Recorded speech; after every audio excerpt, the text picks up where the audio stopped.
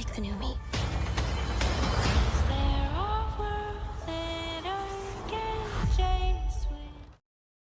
Diadaptasi dari salah satu novel terkenal yang berjudul sama, film The School for Good and Evil akhirnya dirilis di Netflix.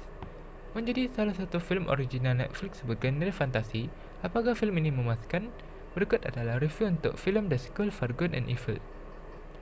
Sebelum mulai, saya mengingatkan kalau review yang saya berikan merupakan pandangan sebagai seorang penonton biasa yang menyukai filmnya. Just langsung kita mulai dari sinopsis filmnya. Cerita dalam film ini berfokus pada Sophie dan Agatha yang sama-sama berasal dari desa Gavaldon. Mereka mempunyai dua ikatan yang berlawanan, tapi sama-sama terseret ke dalam sekolah khusus para pahlawan dan penjahat. Semua murid di sekolah itu dilatih untuk menjaga keseimbangan antara yang baik dan yang jahat. Hal pertama yang saya sukai adalah latar tempatnya. Set yang dipakai benar-benar bagus, mulai dari latar hutan, rumah, dan yang paling bagus adalah latar sekolahnya. Penggunaan CGI untuk sihir dan makhluk magisnya masih cukup bisa dinikmati, namun ada beberapa CGI yang masih kurang. Akting para pemain tidak perlu diragukan lagi dilihat dari pemilihan aktor dan aktrisnya. Gak ada yang aktingnya kurang menurut saya. Karakter developmentnya juga bagus dari awal film sampai akhir filmnya. Sebenarnya konflik di film ini berpotensi untuk menjadikan film ini lebih bagus, namun menurut saya jalan ceritanya kurang menarik. Durasi film ini sekitar 2,5 jam dan terlalu lama.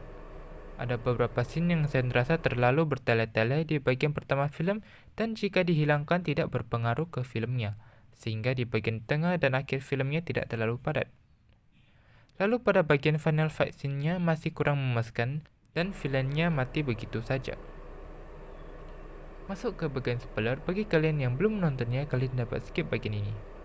Sebenarnya saya bisa menebak gimana ending film ini di mana Sophie akhirnya tobat dan ketika dia sudah mati dihidupkan oleh ciuman temannya. Jadi penyelesaian konfliknya masih kurang memuaskan menurut saya. Tapi di bagian paling ujung ketika Tedros menembakkan anak panahnya menembus portal, saya cukup terkejut dan mungkin bakal ada sequelnya. Film The School for Good and Evil berhasil membawa nuansa fantasinya dengan baik dengan penggunaan CGI-nya dan latar tempatnya.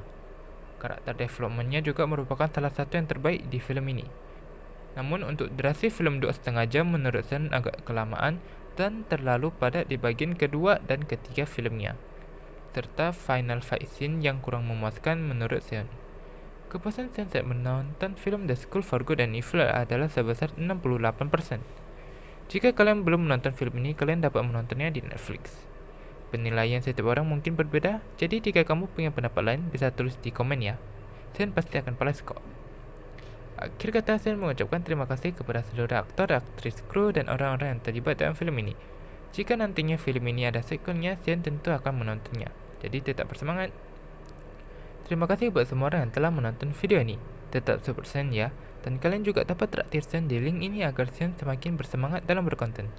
Sampai jumpa di video berikutnya. Dadah.